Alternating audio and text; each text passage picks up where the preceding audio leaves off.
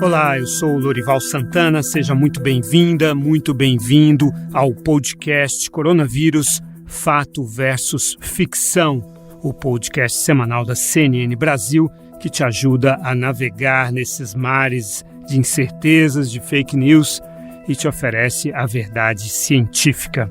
Hoje nós vamos falar sobre os problemas de transparência na divulgação dos dados sobre a Covid. Nossos convidados são o secretário municipal de saúde de São Paulo, Edson Aparecido, o Cristóvão Barcelos, vice-diretor do Instituto de Comunicação e Informações em Saúde da Fundação Oswaldo Cruz, a Fiocruz, e o Álvaro Justen, fundador da plataforma de acesso a dados públicos Brasil.io. Começando com o secretário Edson Aparecido. Secretário, muito obrigado por aceitar o nosso convite. Eu que agradeço. Bom, nos últimos dias houve ruídos na questão da transparência dos dados da Covid. Primeiro, o Ministério da Saúde foi empurrando as entrevistas coletivas das 5 da tarde para as 7 da noite, depois para as 10 da noite e finalmente foi mudando os critérios da divulgação. Secretário, essas são as preocupações em relação ao que vem ocorrendo no Ministério da Saúde? A compilação de dados ela é fundamental para que a gente possa fazer a melhor formulação possível de estratégia da saúde para o enfrentamento da pandemia. Aqui, por exemplo, uma cidade como São Paulo, com dimensões de uma grande metrópole, com mais de 12 milhões de pessoas, cada um dos 96 distritos da cidade, os distritos de saúde, tem realidades particulares e específicas. Se nós não tivéssemos sistemas aqui muito precisos de coleta de dados que são preenchidos online diariamente por todos os nossos profissionais de saúde, na unidade básica, na AMA, na UPA, nos hospitais, nós, sem dúvida nenhuma, nos dirigiríamos à cega no enfrentamento da pandemia. Aqui, por exemplo, para você ter uma ideia, Lorival, a mudança de um protocolo que foi decisivo no enfrentamento da pandemia, há mais de 50 dias atrás, quando a gente passou a fazer, além do monitoramento de pessoas com sintomas leves e moderados, depois de 3, 4 dias de sintomas, nós passamos a internar essas pessoas nos hospitais de campanha para que elas pudessem, e nas enfermarias dos nossos hospitais, para que elas pudessem ser tratadas e não voltassem para o sistema de saúde com sintomas agravados. Foi fundamental nesse processo de monitoramento os dados colhidos pela rede de saúde pública. Então, os dados eles são imprescindíveis, não só do ponto de vista de você ter um correto diagnóstico do território, de como a doença se transmite no território, de como ela atinge as pessoas, mas evidentemente também com as estratégias que você vai fazer de enfrentamento. Não só no momento de surgimento da pandemia, como nós tivemos aqui, um outro exemplo importante, para você ter uma ideia, quando nós tivemos o primeiro caso, em 26 de fevereiro, com aquele senhor que veio da Itália, durante um período de quase 23 dias, nós monitoramos na cidade cerca de 15 mil contactantes, com as pessoas que foram adquirindo a doença nesse período. Naquele momento, isso foi fundamental para que a gente pudesse exatamente ver como a doença se desenvolvia na cidade, primeiro no centro expandido, para depois chegar na periferia da cidade. E hoje nós fazemos um monitoramento de cerca de 140 mil pessoas, quase que o dobro do número de casos confirmados na cidade. Então, esses dados eles são fundamentais para a cidade, são fundamentais para a estratégia dos estados e são imprescindíveis para o cérebro do Sistema Único, que é o Ministério da Saúde. Então, tê-los de forma transparente, cotidiana, diária, é muito importante para que a gente ande na frente da doença, para que a gente possa estruturar e organizar o sistema de saúde para estarmos, sempre que possível, um passo na frente da pandemia. É claro que ninguém desejaria esse ruído na transparência por parte do Ministério da Saúde, mas acabou gerando um certo otimismo de que as entidades todas poderiam se mobilizar e até trazer mais informações mesmo, no nível nacional mesmo, do que as que estavam sendo trazidas pelo Ministério da Saúde, por exemplo, por parte do Conselho Nacional de Secretários de Saúde. O senhor acha que esse otimismo é justificável? Não, claro, ele é justificável no momento onde a gente corre o risco de perder a organização do sistema, a centralidade do sistema único. Então, ele pode preencher uma lacuna importante. Mas o mais importante, Lourival, é que exatamente o sistema nacional funcione de forma articulada, integrada, né, com o Conselho Nacional de Secretários de Estado, de Secretários de Capitais, com as várias secretarias.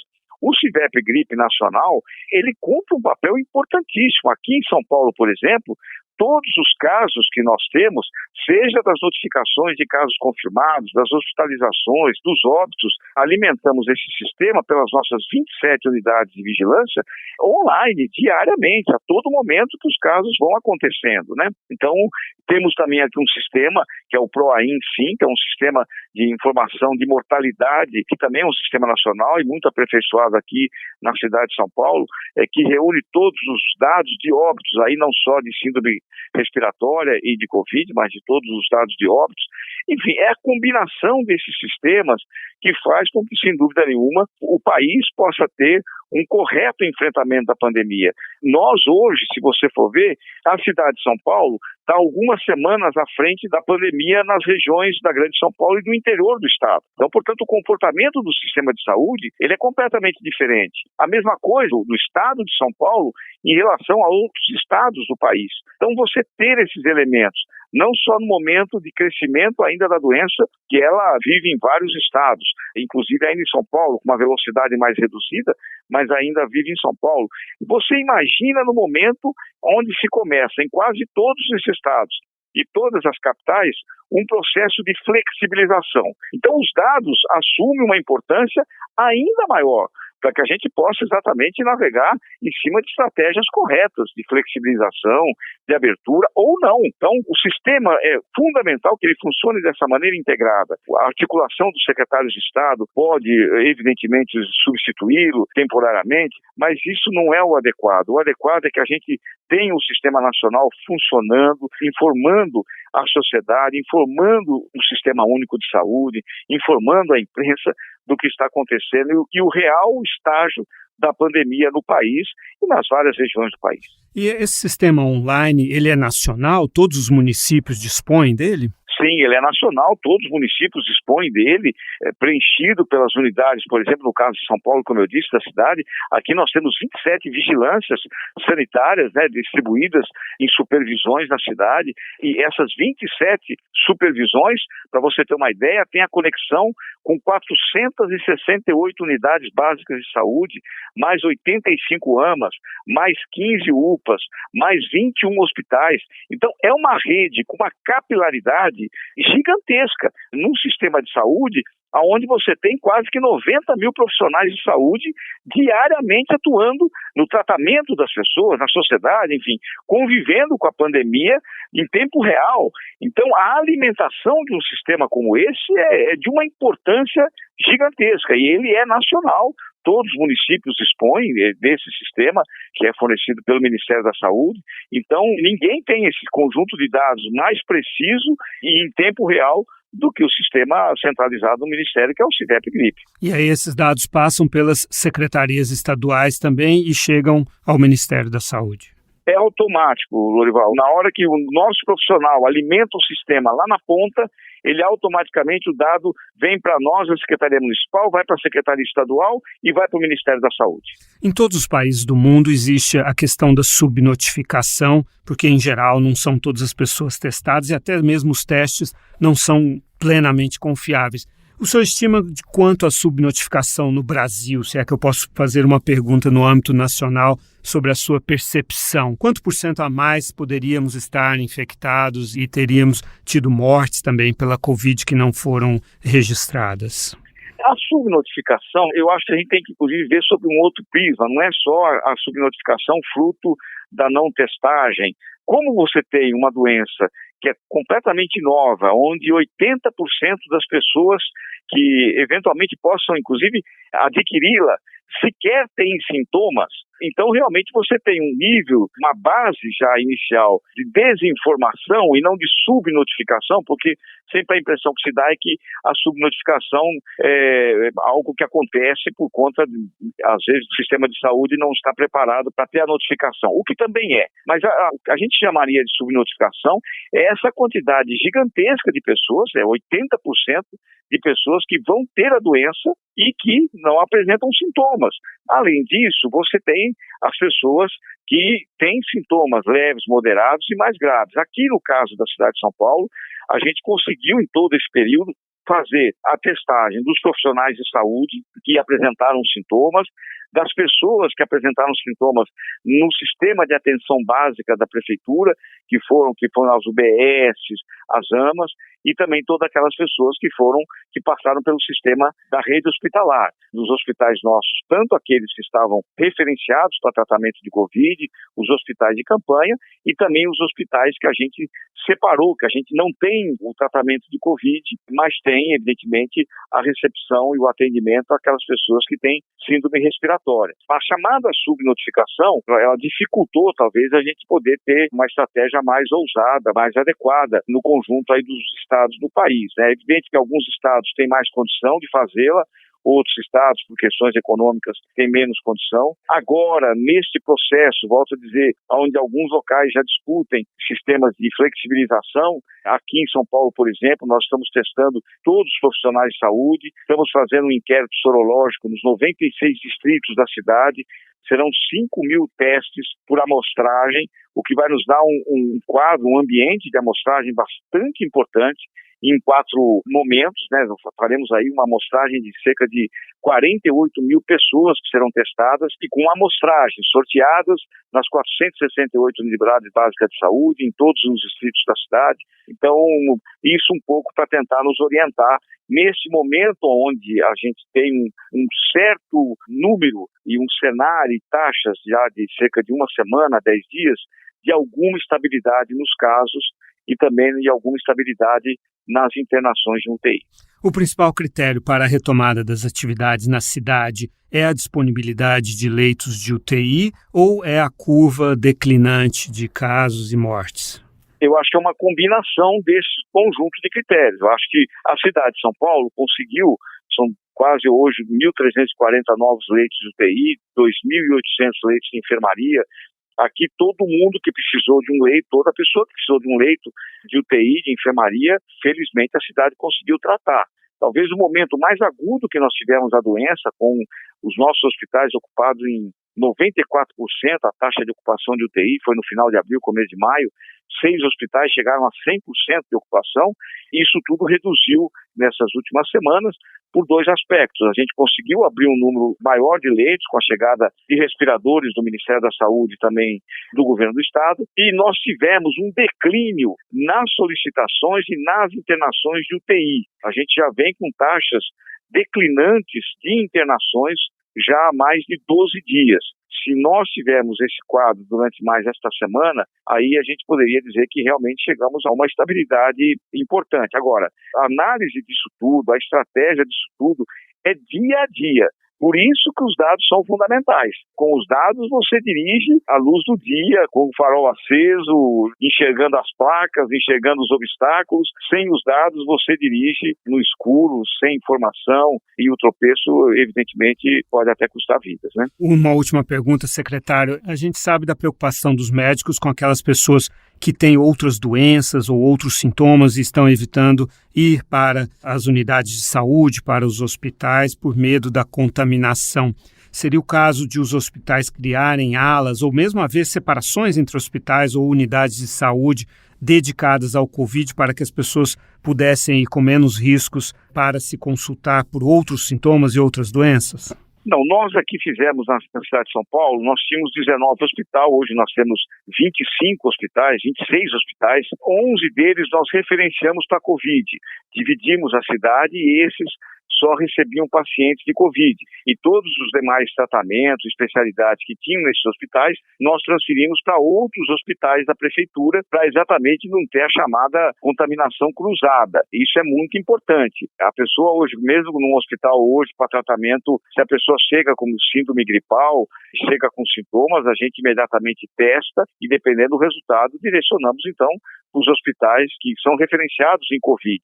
E continuamos. Nós tínhamos 507 leitos de UTI, esses leitos permaneceram, porque aí nós temos pessoas que continuam a fazer tratamento oncológico, pessoas acidentadas, recém-nascidos, gestantes. Nós continuamos com essa especialidade e as pessoas continuaram a ter problemas. Aliás, por conta da Covid, inclusive, nós passamos a ter mais casos de pessoas com problemas renais, com problemas do coração. Então, é muito importante que o sistema de saúde se organize para que a gente separe os tratamentos, não possibilite que haja uma contaminação cruzada, porque a gente sabe que foi na Europa assim, na Ásia assim, no Brasil não foi diferente, São Paulo não foi diferente. Os primeiros grandes centros de comunicação foram as estruturas hospitalares. Aqui em São Paulo não foi diferente. Então, todo cuidado é pouco para que a gente possa exatamente separar as pessoas que têm sintomas e testadas que têm a doença, têm o vírus, e aquelas que não têm. Edson Aparecido, secretário municipal de saúde de São Paulo, muito obrigado pela sua participação aqui no Coronavírus Fato versus Ficção. Eu que agradeço, um grande abraço.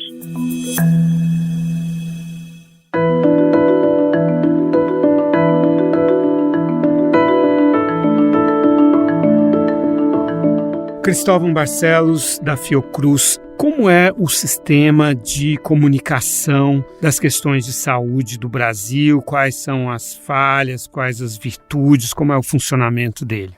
Os sistemas de informação no Brasil são muitíssimo complexos e uma das complexidades é que existe um sistema de informação para cada doença, digamos, ou cada evento de saúde que a gente chama. A pessoa interna é registrada, a pessoa morre é registrada, a pessoa nasce é outra, e cada um desses eventos, ele é registrado num sistema de informação diferente. E, inclusive, o laboratório, os testes que vão para o laboratório também são registrados em um outro sistema chamado GAL. Então, são vários sistemas funcionando, e hierarquicamente, quer dizer, todas as informações que são geradas pelo SUS e também pela rede particular, elas começam lá na ponta, dentro de um consultório, de um ambulatório, dentro de um hospital, de um centro de saúde, dentro de diversas unidades de saúde e que alimentam o sistema, né? Alguns desses sistemas são informatizados, tá? A informação é digitada diretamente numa plataforma, isso transita muito rapidamente, né, para o Ministério da Saúde, para as secretarias estaduais e municipais, e outros sistemas não, eles são ainda em papel, demoram um pouco para obter todas as informações necessárias, tem o tempo de digitação e depois de comunicação com secretarias municipais e estaduais e chegar no Ministério da Saúde. Eu me lembro um tempo atrás de um problema que houve com a notificação de homicídios, de mortes que tinham relação com ações policiais, por exemplo. Isso aí gerou um ruído na credibilidade do sistema. Isso foi equacionado, ou seja, esse sistema está sendo continuamente aprimorado? Esse é um bom exemplo. O Brasil, desde 1975, há muitos anos, tem um sistema de informação de mortalidade. Claro que naquela época não existia computação tão fácil assim, não tinha internet, não tinha transmissão de dados. Mas a ideia era que todas as mortes no Brasil, e atualmente nós estamos chegando a 98% dos óbitos no Brasil, são registrados na declaração de óbito e entram para o sistema de informação de mortalidade. Acontece que não é só o sistema. Isso é um problema que a gente está vivendo com a Covid-19 e vai continuar vivendo, não só o Brasil, mas muitos países do mundo. Ao longo desse percurso, ou seja no cartório, ou seja no hospital, seja até no IML, Instituto Médico Legal, onde é feita a necrópsia dos corpos,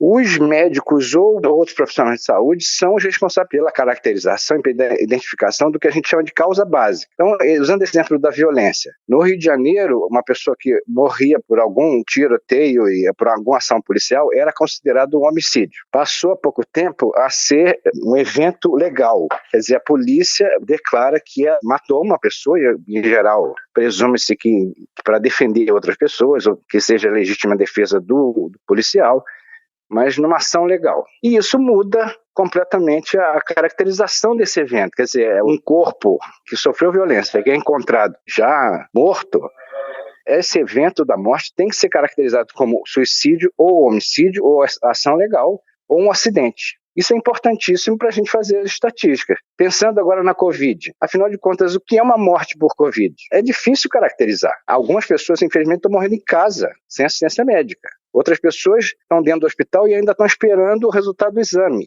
e podem morrer dentro do hospital. Todos esses dados são assim muito vulneráveis, não só por questões do sistema de informação, mas por uma melhor definição do que é um caso de Covid, o que é uma morte por Covid. Isso ainda está em suspenso e deveria ser um papel do Ministério da Saúde estabelecer o que é um caso confirmado e suspeito de Covid-19. Para o médico registrar aquela morte ou aquela doença, aquele paciente como um caso de Covid, ele precisa fazer o teste do sangue ou da mucosa, tem que ter um teste específico de Covid ou sinais clínicos seriam suficientes? Essa é uma questão. Quer dizer, uma pessoa que morre por insuficiência respiratória, pulmão comprometido, muitas vezes problemas circulatórios também, infarto também. Essa pessoa poderia ser considerada uma suspeita de morte por Covid. Inclusive isso, o IML, os institutos médicos legais, poderiam estabelecer essa causa. Infelizmente, muitas vezes essa causa fica suspensa e não fica identificado essa causa como Covid-19 e aparece no atestado de óbito. Insuficiência cardíaca, AVC, insuficiência respiratória, de uma maneira muito superficial por falta de testagem. Muitas pessoas que procuram negar o tamanho da ameaça da Covid dizem o contrário do que você está dizendo, que muita gente tem sido notificada como se fosse morte por Covid, quando na verdade teria sido alguma outra doença. O que você está dizendo é que se há uma subnotificação é de Covid, não das outras doenças? Claro. Na Fiocruz está monitorando as chamadas redes sociais, né? E tem uma que chega a ser engraçada, que é as pessoas postando, dizendo que um determinado governador está mandando falsificar atestado de óbito. Como é que um governador manda milhares de médicos que estão espalhados? Eu nunca ouvi falar nisso, nunca houve isso. E segundo essa postagem fake, claro, né? Esse tal governador queria produzir um número excessivo de mortes por Covid-19 porque interessava a ele. Como assim? Mesmo se ele quisesse, ele não manda em médico. Então manda o que o médico vai fazer. Isso é uma coisa, faz parte da mitologia da Covid-19, né? É o mesmo que dizer que a China quis criar o vírus para vender remédios, sendo que a China foi profundamente afetada na sua economia, até mesmo seu sistema político deu uma ligeira balançada naquele início da epidemia. Álvaro Justen, fundador do Brasil.io, uma plataforma de acesso a dados públicos. Álvaro, conte para nós a sua experiência, que não deve ser nada fácil, de coletar informações neste país. Então, o Brasil.io foi fundado em 2018 e desde então a gente disponibiliza os dados de uma forma um pouco mais acessível, né? A gente tem diversos problemas com relação ao acesso a dados que já estão disponíveis e muitas vezes a dados que não estão disponíveis também, que a gente tem que utilizar a lei de acesso à informação para consegui-los, né? Fazer pressão também nas mídias sociais e por aí vai. Vários dos problemas que eu considero problemas relacionados à transparência são os problemas com a qualidade do dado que está disponível. Então a gente tem, por exemplo, tabelas sendo divulgadas em imagens, em PDF, e pode parecer besteira, mas no caso do Brasil.io, por exemplo, a gente coleta os dados de todas as secretarias estaduais de saúde com relação ao Covid, né, o número de casos confirmados e óbitos por município diariamente. E se uma secretaria divulga o dado em PDF, já dificulta o trabalho da pessoa que coleta o dado daquela secretaria para transformar aquilo numa planilha, para que a gente consiga colocar no banco de dados, para aí sim gerar gráficos, fazer um mapa. O dado ele precisa estar estruturado. E se a gente multiplica isso pelo número de secretarias, né, todos os dias, a quantidade de trabalho é absurda. E isso acontece não só no caso da Covid, mas em vários outros dados. A gente tem, por exemplo, base de dados com os sócios das empresas brasileiras e o registro também, os dados cadastrais de todas as empresas brasileiras lá no Brasil.io. E essa base de dados vem da Receita Federal, mas num formato muito complexo de se trabalhar. Não é um formato aberto. Então, a gente cria programas para justamente automatizar essa coleta e extração de dados. No caso específico da Covid, nem todos os estados a gente consegue automatizar, porque o formato muda todos os dias. Então, existe uma falta, além de não ser utilizado, né, um padrão aberto, um formato ser estruturado, existe também uma falta de continuidade, né, dos padrões que são adotados. Álvaro, a gente está num governo que ele tem atacado os índices, né? Atacou índices de desmatamento, chegou a mudar um diretor dessa área, atacou até mesmo os índices econômicos que são extremamente tradicionais e consolidados no Brasil. e agora temos aí um ruído nessa questão dos índices da Covid. Como que você acha que nós, cidadãos, podemos nos mobilizar para organizar estruturas realmente sólidas e independentes de acesso e de divulgação da informação? Bom, eu acho que para começar a gente tem um problema aí de educação midiática, né? Muitas vezes a gente precisa ensinar as pessoas que, por exemplo, não dá para confiar necessariamente em algo que você recebeu pelo WhatsApp, né? Mesmo que seja da sua mãe, do seu pai, de alguém, né, que você ama. Porque muitas vezes a pessoa não checou essa informação, ela só repassou. Então, acho que para começar, tem essa questão de como a gente lida com a informação, né? Hoje a gente recebe uma quantidade de informação muito maior do que recebia, né, há décadas atrás, e qualquer tipo de informação que possa gerar algum tipo de desconfiança, né? Por exemplo, mas esse número aqui, será que é esse, será que não é esse? Dá margem, obviamente, para que pessoas acreditem em informações incorretas, né? A outra coisa que eu acho que a gente deve sempre fazer, no sentido de combater a desinformação, transparência, para que a gente consiga fazer análises robustas, entender o que está acontecendo, entender o contexto, por exemplo, em que momento que o Brasil ou uma determinada região do Brasil está da pandemia. A gente precisa de transparência de quem coleta esses dados primariamente, né, que seriam as secretarias, os laboratórios, no caso dos testes e por aí vai, para justamente a gente conseguir ter um olhar mais abrangente, né, sobre o que está acontecendo e, inclusive, contestar, né? A gente teve um caso recentemente, por exemplo, que o Ministério da Saúde divulgou um dado para a imprensa incorreto de óbitos. E no Brasil, hoje, a gente lançou um boletim, um pouco antes disso, dizendo que o número de óbitos não era aquele. Então, isso é falta de checagem, né? Mas quanto mais transparência a gente tem no processo, a gente consegue ter a informação mais real, né? Mais próxima da realidade. E uma outra coisa importante também, que tem a ver um pouco com essa questão da educação, né, para mídias, é justamente entender o papel da imprensa de apurar as informações, de checar, de entrevistar especialistas, né, e dos próprios especialistas também que estão fazendo o seu trabalho. Eu costumo brincar que depois da Covid, agora o número de epidemiologistas cresceu absurdamente, porque todo mundo tem uma opinião sobre isso. E mesmo eu, por exemplo, trabalhando diariamente com os dados, muitas vezes eu respondo que eu não sei uma determinada informação. Alguém me pergunta algo e se eu não tenho esse conhecimento técnico, eu não consigo. Se você me perguntar de extração de dados, eu consigo falar um monte de coisa. É a minha especialidade. Então, eu acho importante também olhar de onde que vem essa informação. Quem é que está falando isso? Isso foi checado? Isso foi verificado? E muita gente tem olhado, né, para supostos artigos científicos que não têm ainda verificação, por exemplo. Muitas vezes não foram nem publicados mesmo, às vezes é um pré-print ou um pré-pré-print, né? E aí acaba que isso gera muita desinformação. Então, eu acho que a gente tem que combater a desinformação e tem que ser um trabalho de formiguinha, tem que mandar no grupo lá do WhatsApp da família, naquele grupo que você participa do Facebook, isso daí tudo eu acho que tem que ser, de certa forma, combatido. Uma forma que a gente pode ajudar também é denunciando as postagens que são ou notícias falsas, né, ou desinformação nas plataformas. E entender que desinformação é diferente de notícia falsa, né? Eu posso te dar um dado que não está errado, mas com toda uma narrativa mostrando que aquele dado, por exemplo, está representando algo e você vai entender de uma forma diferente do que é a realidade. Vou dar um exemplo só para concluir.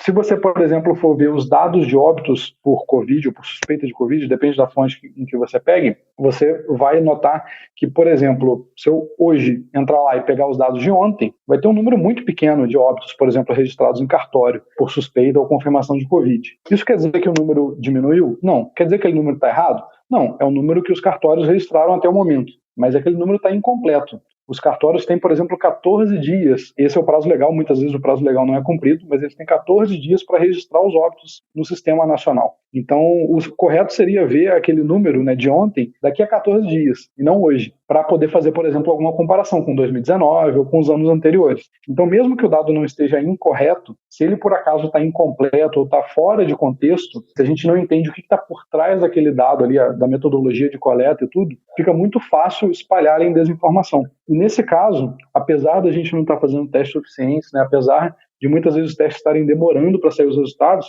a gente, infelizmente, tem como contar todas essas ações, né, de, por exemplo, abertura de comércio, de shoppings, algumas semanas depois olhando para o excesso de óbitos. Então, passado, né, todo esse tempo que os cartórios, por exemplo, podem colocar os dados lá, a gente consegue ver no histórico total, né, por exemplo, comparando com 2019, com 2018, quantos óbitos tiveram por pneumonia, por síndrome respiratória aguda grave, e por outros fatores que talvez a gente não conheça, indeterminadas. E só de olhar para o número total de óbitos, a gente consegue ver, esses óbitos aqui talvez não tenham sido contabilizados como Covid, mas a gente tem, por exemplo, alguns milhares de pessoas que morreram aqui a mais, comparando com 2019. Isso, inclusive, esse número pode ser mais assustador ainda quando a gente pensa que, por conta do isolamento social, a gente tem economizado, né, algumas mortes aí. Então, por exemplo, tem acontecido menos acidentes de trânsito, então provavelmente menos pessoas estão morrendo nos acidentes de trânsito. Mas ainda assim, o número de óbitos em 2020 está superior ao de 2019. Isso quer dizer que esse excesso, na verdade, quer dizer que a gente está pior, né, do que o próprio excesso. Impressionante. Álvaro Justen, fundador da plataforma de acesso a dados públicos Brasil.io. Muito obrigado pela sua participação aqui no Coronavírus Fato versus Ficção. Eu que agradeço. Tchau, tchau.